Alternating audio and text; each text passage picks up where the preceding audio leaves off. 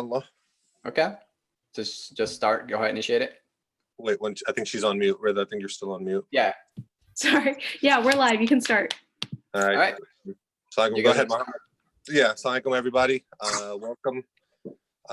Today we have a guest speaker, Mohammed, who is the Mass Youth Director. And he came up with this creative idea to have a kind of a discussion with some of our youth. So we have Maya Matan, who is a senior at Upper Arlington. And we have Ishaq Dada, who is a junior at Centennial High School. So I appreciate you guys volunteering to do this. And inshallah, that being said, Mohammed, the floor is yours. Jazakallah khair. Bismillah ar-Rahman ar-Rahim. All praises due to Allah subhanahu wa ta'ala. Peace and blessings be upon our beloved Muhammad sallallahu alayhi wa sallam. When you hear the beautiful name, say sallallahu alayhi wa sallam. So before we begin, I'm going to have all of you guys kind of like think about this question that I'm going to ask you. And because I know we have two individuals who are already participating in this guided discussion, and I'm going to call it guided discussion because I want to hear from you guys. I think it's always a one-way lecture that comes in, right? But I think it's good to have the interactive sessions. But I know things can be uncomfortable in terms of being authentic, right? Sometimes we have this duality that we carry within ourselves. So for example, when I go to masjid, I have a certain like radar that just like pops up because there's ammos there, uncles there. So I'm like always careful. Then when I'm with my friends, like I can drop certain things and like, you know, certain language I use. So the question for you guys, I want to ask you, and I want everyone else to kind of think about this, but this is going to be for Ishaq and Maya, for you guys to really engage in this discussion because you guys are the guests as well. Okay. So the question is, what's the difference between right answer and the real answer? Now, let me give you a scenario. If I say Assalamu alaikum wa rahmatullahi wa barakatuh to you, what's your right answer and what's your real answer? Go. Wa alaikum assalam. Wa alaikum assalam. And then Right. Wa alaikum assalam wa rahmatullahi wa barakatuh. I mean, I'm not guessing. So which one is what? What's the right answer? So the right one is the one that we say like right away. Okay. What's the real answer? I would say wa alaikum assalam right away. And then the right real would be like wa alaikum assalam wa rahmatullahi wa barakatuh. Right? Is the right one the one that we say right away? Or is that the I'd say that too. I'd go with that. Okay, I'm gonna give you another scenario. If I say how are you, what's your right answer and what's your real answer? To like if other people are Muslim, I will say alhamdulillah. But if it's like non-Muslims, then I'll say good. Yeah, same. But I genuinely like if they're Muslim, then I say alhamdulillah just because like of course I'm thankful. And I think like they clearly understand what you're saying. No, I say like to people in my age group, I'd probably say like I'm good or I'm chilling or something like that. And then with like older people, like Muslims, I say like alhamdulillah, like elders. Okay. And then with non-Muslims, I just say I'm good. Yeah, with elders, especially like if they ask, then I say alhamdulillah if they're Muslim. Okay, so let me frame the question again. When I say, so Maya, when I say how are you today? Let's just talk to me, right? If I'm asking you this question, how would you respond this to me on a right answer and give me the real answer? Like if I ask you how are you, Maya, what is your right answer? I'll probably say I'm good, alhamdulillah. Okay, good. Pause. Now I want you to give me the real answer. How are you? Take a second. Take a moment. Okay. Yeah, I think the real answer is like I'm pretty good. I'm excited because I'm getting my cap and gown today for high school, so I'm excited. Okay, good. Okay, now we're getting somewhere. All right, Ishaq, let's try this with you. How are you, mate? I'm good, alhamdulillah. How are you really? At this moment, what are you feeling? What are some of the thought process? What's going on in your life? Just go down a little bit deeper into yourself and tell me, how are you? I say like I'm kind of struggling in quarantine. Okay. I can't really do a lot of the stuff. Okay, good. We're getting somewhere. All right, keep going. You know, I want to hang out with my friends, play basketball. A lot of things I can't do right now. Okay. And yeah, that's what I would say. Excellent. So the right answers to anything that so what happens is like the paradigm we live in, right? The lifestyle that we got so used to, we're always giving the right answers to everyone. The authenticity requires to be real. So when anybody walked into the Prophet sallallahu alaihi wasallam's gathering, right? The moment somebody walked into the Prophet's hurdle, right? Immediately, like Prophet can look into the eyes and say, what's going on with that companion? What's the issue they're going through, or the emotional needs? Like, he was so good at this. So like, let's bring it back to 2020, right? You guys are so used to saying the right answers all the time in your lifestyle or in everything that you do, we forget to be real. And we're only real with few people in our community or within our society, right? Maybe with your friends, you're gonna be real. You're gonna express your real feelings. But when it comes to your family or maybe the people that you don't want to open up, you're kind of gonna get them the right answer. So when I say assalamu alaikum, like, look, have you guys ever met somebody in your life where they truly gave you that hug, that one auntie or that khalatu that really gave you and meaningfully gave you a hug in the masjid or in the community, and they really held your hand tight and they took their time and expressing their feelings? Have you guys ever met those people? Right? Yeah, for sure. For sure. And those people are authentically taking their time and they're really being real with you. And you feel that hug versus like you mean, how's it going? You just like run. It's just like a capitalistic society, right? Just quick, go, do 1, 3. So what I'm trying to say is that I want us to be authentic in our conversation. I want real answers from you guys. All right. So, and I want you guys to drop your water line down. So I want you to think about it as a mountain, right? When I asked you, how are you? You're on top of the mountain. Oh, I'm doing good. Everything's good. Alhamdulillah. And then Ishaq kind of went down in his water line. Oh, I'm kind of tired. I don't like quarantine, right? Same thing you did, Maya. You went down. Now I want you, if you go really below the water line and you're being real with me, you're being real with yourself. I don't know what Majid is saying, but I can hear you, Majid. So when you're being real, right? Realness brings the authenticity of a community. Realness brings authenticity of a relationship, right? So this relationship is everything. What's between us, even though I don't know you, there's a sense of feeling that I have.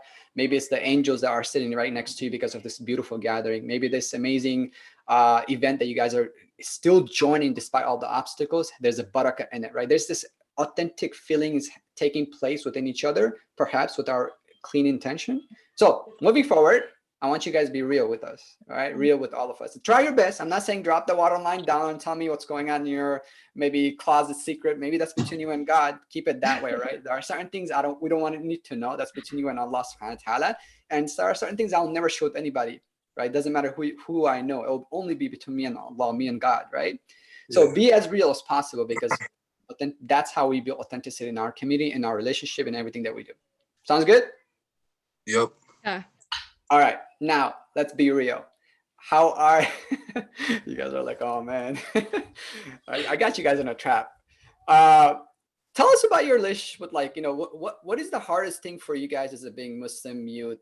Like, I graduated high school in 2002. I'm 36, so like, just to give you a glimpse, right? I'm like way past my high school time. I can't even relate anymore. So tell us, be real, and tell us some of your struggles as a high schooler connecting with Allah. And I'm not asking you to connect with Islam. I'm asking you to connecting with Allah. Now think about it for a minute and zoom into that relationship and talk about your authentic process. How is that going? Or do you feel there's a sense of struggle? Do you feel like the community is not providing anything to you to connect? Maybe this youth program is amazing, but you're not really getting what you want. Like, share some of these things, whatever you can. How's your relationship with Allah? I said it's gonna be a discussion, so like, I guess I'll go first. Like, well, my relationship with Allah, like, usually how I connect with Allah is going to the masjid and, you know, seeing everybody and making salah, and then also like reading Quran. That also helps me a lot, because like usually in prayer I don't speak Arabic, so I don't really know like a lot of the times what the Imam is saying. So okay, Quran, man, me neither. So Quran probably helps me a lot. And then also like some of the struggles are probably like, I guess like temptations we have, like, because a lot of the time, like, the people who are around are not always going to be like Muslims or people we see in the mosque, because a lot of us, we go to different schools. So most of the time, like, you're not around, you know, people you trust or people you feel comfortable around. People, you know, you could be real around. Instead, you're like around people, sometimes you have to act fake, you know? Yeah. Just to kind of fit in. So that's probably one of the biggest struggles. Yeah. Thank you so much for that. That's That's really important what you mentioned. Inshallah, we'll get into more details. So let's hear you, Maya. How's your relationship? For me, I'd probably say the masjid is a really big part too. I know that I started working when I was 15 years old. So there was a period where I would work every weekend and I did not go to the masjid for like a good 6 months. And I used to be the girl who would go to the masjid like twice a week. And that would be like a hangout spot or like I'd have a program to go to. And so like that, those like 4 to 6 months there was like such a void and I felt it and I realized it. And so, and the youth program that we're in right now is like my impact. And I didn't do it my sophomore year because that's when I started work. And I just felt like the biggest difference. And so then my junior year, I stopped working on Saturdays because I really wanted to start going to the masjid.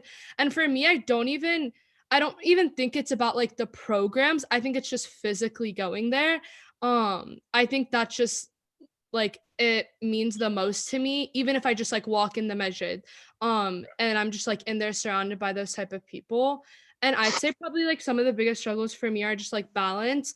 I mean, for example, like especially during quarantine, there was like a week where like I slacked off on doing schoolwork. Like my teachers were emailing me. I was kind of like slacking off. But I was so focused in my deen. Like I woke up like for suhoor every morning and prayed fajr, like made dua. I started reading this book that one of my mom's friends sent me. And I just started praying like every day on time. Yeah. And like my prayers weren't just 5-minute prayers, they were like 15-minute prayers because like I just had the time to do that. And so I think it was hard to balance because like now this week, like I'm doing really good in school because like I kind of need to catch up. And so now I'm like doing better, but like I don't know, like my deen is just wasn't as strong as like the week before.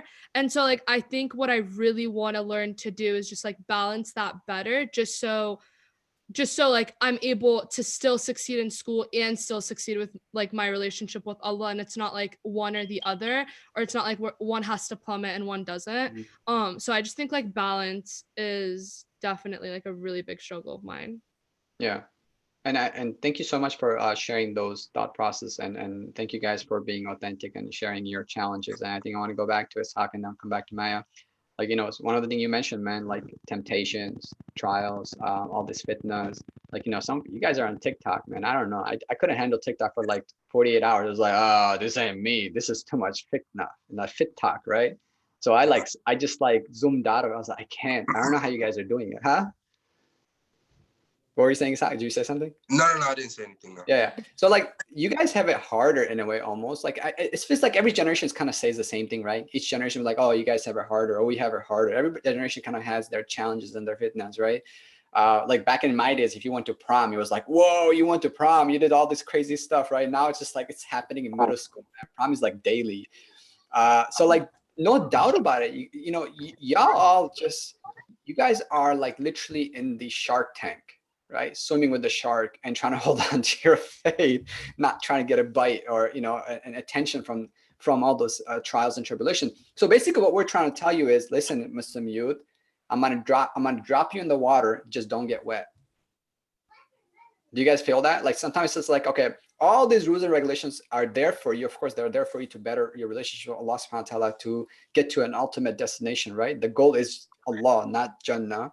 Right, goal is Allah subhanahu wa ta'ala. But sometimes and there are many things to talk about in here. I know, like I want to try to keep it as aligned as possible. So all the challenges you guys are going through, or if I was to say, even the prophets went through the similar challenges. Like, what are your thoughts on that? Like, I mean, clearly the prophet, he's looked at like so highly. And so I think it's hard to see anything other than like perfection, especially when we look at him to be like him. Like we want to follow the steps he did. And so I think it's definitely hard to look at something other than like the perfection and everything that we're supposed to follow from him. And I think that's another problem, right? We always tend to make these companions or the prophets so perfect that if you follow their, if you have to follow their footsteps, like teeth by teeth, foot by foot, like exactly step by step, and not realizing like even these prophets struggled. They had emotional, need. They had, they were going through some, psychological pressure. They went through like every kind of human pain point to really get to where they went, right? But going back to the conversation of relationship with Allah subhanahu wa ta'ala, it's a lifelong process, guys, right? There's not a single point of your life you can say, oh, I have reached a destination. It's not a destination. It's a process. It's a road. So as long as you're on this path, right, all these struggles are going to be constantly there. It all depends if you're feeding off of those temptations or those trials and tribulations that you're going off. Like if you take a little bit, like, Shaitan comes, like, he's not going to come to you overnight. He's going to come slowly, bit by bit, piece by piece, right? Like just like you work out, Shaitan works out with you, right? To make sure you get to that certain destination. So I think your relationship with Allah, like one thing for me, like I always tell people, like, even if you have your hand is soaked with blood, right? And you committed the major sin, go wash your hand and make wudu and go pray to Allah. Even if you have committed the biggest sin in the world, go back and say, just utter the thing saying La ilaha illallah in your tongue. All right, let me just share a quick story. You guys know about the story of Pharaoh, right? Yeah. Okay. So when he was drowning, do you guys know what happened? Yeah, he tried to become Muslim. Well, he tried to say Shahada. Okay, and who stopped him? The angel, I think Jibril alayhi salam. What did he do? He put dirt in his mouth. Okay, so he does not say the word La ilaha illallah in his tongue, right? Which is like the heaviest, which is like the biggest blessing, the ni'mah you can have. Okay, now think about this killer. He's a murderer, right? I mean, if you look at somebody right now who kills a child, I mean, it's looked at in a society like huge. Now, this guy killed babies. He killed like generations of babies, right? Even he was going to be forgiven if he said that word in his tongue. Now, which is the awesome part. Even if, when Allah told Jibril later, he had a conversation with Jibril later. I was like, Jibril, just because you put a dirt in his mouth, even if you utter it, I would have still forgive him. It's not that you're stopping him, right? I'm that merciful, right? So Allah is that merciful. So what I'm saying is that in your relationship, in your process, you're going to have this challenges and questions and trials in coming your way towards Allah, like between you and Allah. You just have to constantly clear the path and go back. And Allah will test you, right? Some people said, like, relationship with Allah is like a parents towards a child. Now, many times I know you guys don't like your parents telling you certain things, do a certain way, right? But you appreciate it later on. It's the same thing here. Allah will tell you certain things, you might not like it. It's very hard to avoid that dating app that you're going to download. It's very hard to get, not respond to a DM message, right? It's very hard not to say no to drugs. I know that it's there, man. It's going to attack you left and right. By the way, don't think you're going to grow up and grow out of those challenges. Those things happens to even imams, scholars, the most righteous people. Those things happens to married people in the community. Those fitnas are constantly going to be there. You're not going to just walk away from it. You're going to have to put a stop to it. You're going to have to like continue moving forward and impacting society in a way where you stop those things. Right? So, but one thing I want you guys to focus on is your relationship with Allah. Doesn't matter what happens. I don't care what you have done in your life. Do not ever stop, putting seeds into that relationship. Do not stop building that relationship continuously, no matter how many challenges you go through. Right? Because that connection between you and Allah, if you just hold on to it, just hold on to the rope despite the challenges, is what makes the shaitan hate you the most, or he hates it. Right? So any thought process, Ishaq? What are some of the thoughts? Sorry, I know I went like blur for a minute. Yeah, I'd say like, yeah, that's true in a sense. Like a lot of things that happen is kind of like you should just learn from it. Some things are just meant to happen, and you should try to prevent it as best you can. Yeah. And kind of just like learn from it. And it's better like that something happens to you at a young age, and then you grow from it, you learn more, and then when it comes to you again some other time, then that time you can kind of say no, or like try to get away from it. Yeah. That's what I would say. Right, Maya? Yeah, I mean, I definitely agree. I think that I feel like we always strive like to be perfect in our deen, but like as long as we're improving, I think that's just all that matters. And I definitely think that if you did do something, and you ask for forgiveness, I mean, I think that just helping sometimes like even talk about it to prevent from other people to doing it.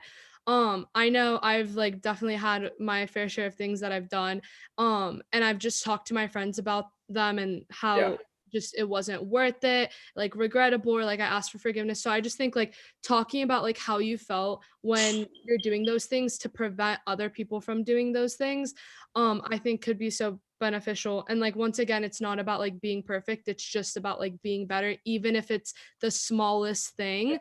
I just think that like every step of being better can eventually lead to something great. But I think we try to focus on like being 100% perfect like right away. Yeah. Like tomorrow I want to pray 5 times a day, make dua, do every sunnah, like pray every in between prayer between the Yeah. 5 prayers. And I just think like even if you prayed one prayer a day, or like just the smallest things to improve, Yeah. are just such big things. And I think that's definitely something like I've struggled with and other people have struggled with. But like even just making a dua, like I just the smallest things of improvement. Yeah. So let me share something to you guys. So I'm married to a Palestinian sister. Okay. I'm from Bangladesh originally, and we have 2 kids, Jibril and Malak. Jibril, we call them Benghazis because like half Bengali, half from Gaza from my other side. And so anyways, I've been married for 8 years. Yeah, 8 years, something like that. You stop counting after 5. So anyways, one of the things I learned the hard way. So every relationship requires investment. It requires energy, time, and just like a plant, for it to grow, you need to water it. You need to give right nutrition. You have to change the soil every 2 years or so, right? Make sure it's getting the perfect sun. It's like tendering and caring. That's why when you have pets or when you have like I don't know, trees or something that you have in your house, plants, you really have to care for it, right? If you miss out it. So anyways, my wife, right? Obviously you have to understand the psychology and the biology, all that essence of the human from a human perspective, but also knowing people's need. So women are more emotional, they want more reassurance, and men are more physical. Give us food, leave us alone, we wanted to watch TV, we're not thinking anything else, all of that, right? So you learn the hard way. So my wife, at the beginning of my marriage, I did not realize these things. So I learned the hard way. So I had to go to a counseling and we have a consistent counseling to really improve our relationship. And then I started learning the trick. I was like, man, I have to learn the science of really winning her heart. And I realized reassurance. That means I'm going to send a text message out of nowhere saying, oh, I miss you in the middle of the day. Reality is I kind of maybe don't miss her, but the fact that I'm taking my phone out, really messaging her, hey, I miss you, that really wins everything. I was like, man, this is easy. And then I realized I start buying a bunch of small gifts and put in my car, and I'll take it out every 2 weeks that I thought about you, which I didn't. Or like I bought the flower. Like I know I'm not trying to deceiving every time. I do think about her. Okay. The point is that there are certain times, certain needs that I fulfill despite my emotional or my emotions being absent, or despite maybe the fact that I took a step and did that, it made her day. Right? That's what she needed. So some of you guys will not realize that fact that you pray that 2 rakah, the fact that you raise your hand and you mention God's name and there's an angel right behind you protecting you and you're not seeing it, it's so powerful. Like when you utter the word subhanallah, here's amazing. This is how sometimes just like I'm mesmerized by it. When you guys say the word subhanallah once, you know what Allah does? He rewards you with a tree, one tree in Jannah. Do you know how big that tree is in Jannah?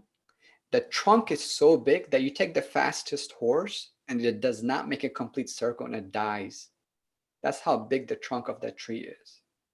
That's your reward just for saying subhanallah. SubhanAllah, right? So like I'm sitting there like, okay, what am I gonna do with a tree in Jannah, right? I need cash money out here. So, but when you think about this, a tree in Jannah in the right location, it's all about location in real estate. You guys will learn, right? Next to the Prophet ﷺ, it's worth saying me, subhanallah, praising God. So when you're taking that small step, even though you're not seeing the result of your relationship being improved with Allah, like, they said dhikr, when you constantly remember God in your tongue. And by the way, you don't have to remember in Arabic. You can remember in English. You can say other things. You can praise God. You can say any other language you feel comfortable. Even when you say khuda in Urdu, It feels touch in your heart because that's the language you grew up in. Every moment you're investing time and efforts, everything that you did in life, moving forward, and this is my last thing I want to say, either you're going to college, either marrying that person, either you deciding a career, maybe you're moving a chair, maybe you're cleaning a room, everything that you do in life, if it is not bringing you closer to God, then it is disconnecting away from God.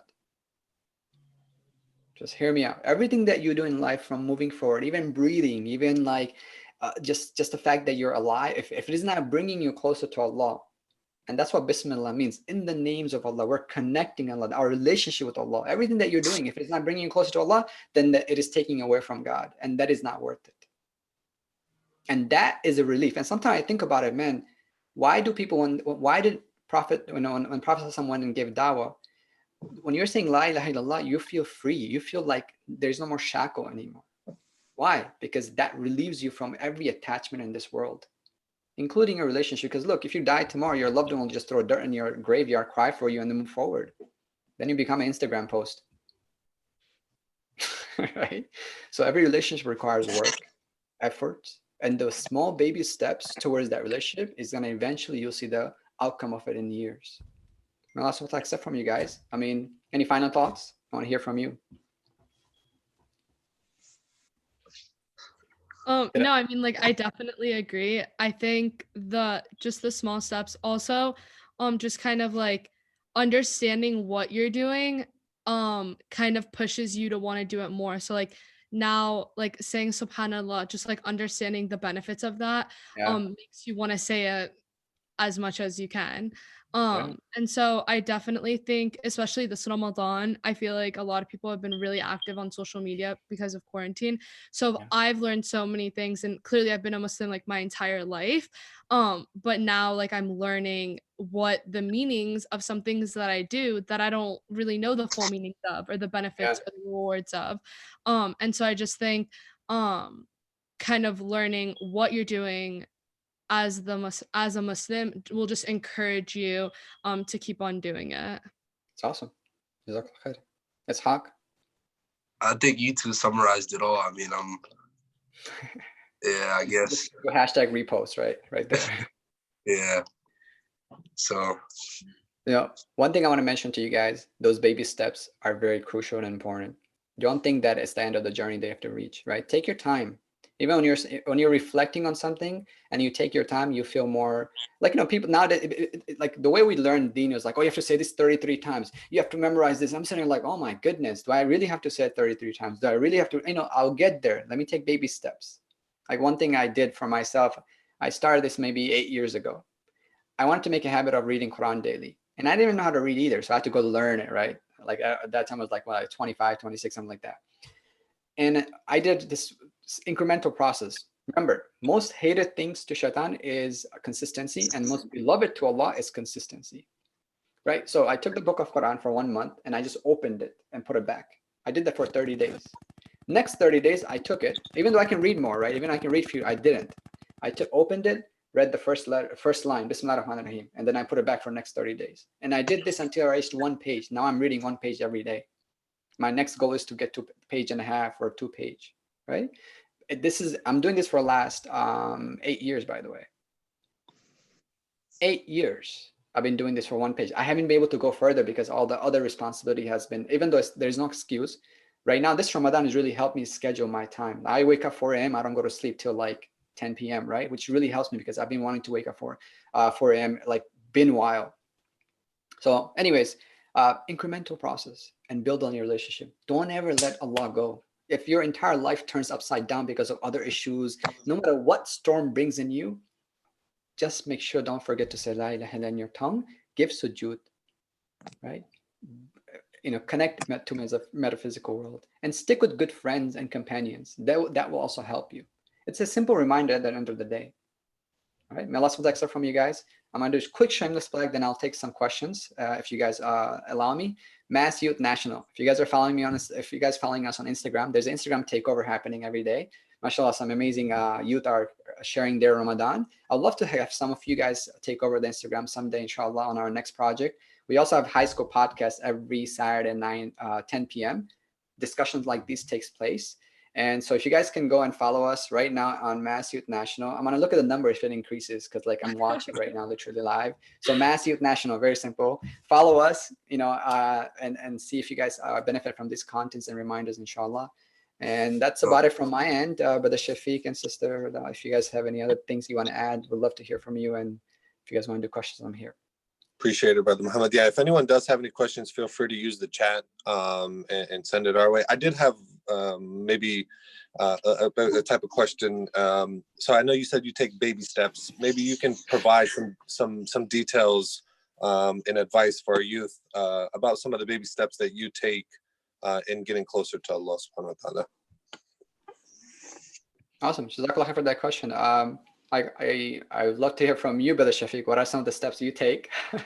One of the, again, when I say baby steps, of course, we all have a journey, right? We all know our speed limit. We all know our diet. Everything counts. Like what you eat impacts you and your ibadah to Allah subhanahu wa ta'ala. What you see in Netflix, right, impacts you. What you see on TikTok, everything has those. So like you have to slowly recognize those weak points or the windows that really makes it hard for you to take baby steps. So but at the same time, those baby steps could be very simple things that you do, but consistent, right? Keep it consistency. So reflecting a lot helps me. I try to improve on my salah by, just taking extra second pause in my ruku. I try to talk to Allah a lot more in English. I try to look, like, for example, if my office right now is like, I have a wall in front of me, but then I have another desk that looks through the window so I can see the woods and trees and reflect on things. So it's all those baby steps that it took me years to like really identify them. Now and I know yourself. If you think you're not the best memorizer, then maybe you're in good at service. Because connecting with Allah is not just through there are certain connections you stick to. Because even though sometimes I don't enjoy salah, guys. Like sometimes from behind the imam, I was like, Ya Rabbi, come on, shorter surah. Right? I'm even like saying like, please, Ya Rabbi, no, not a long surah. Like I get frustrated sometimes in salah. It's real. And sometimes I feel like certain people should not even be reciting anymore with their bad voice. Anyways, that could come off bad. But even I struggle. So looking at those things and identifying your weak points and your strengths and slowly implementing them. So again, like I mentioned about the Quran thing, I'm trying to implement. I'm trying to look into the wordings more. Trying to read more. Again, reading one page at a time. I'm going to share a YouTube a TED Talk. The guy is amazing. You have to sit down and watch the whole thing. Remarkable. When I watched that video, I was like, wow, he's following the footsteps of the Prophet. How interestingly, he took small baby steps and he did so many things. And he's like 55 plus years old.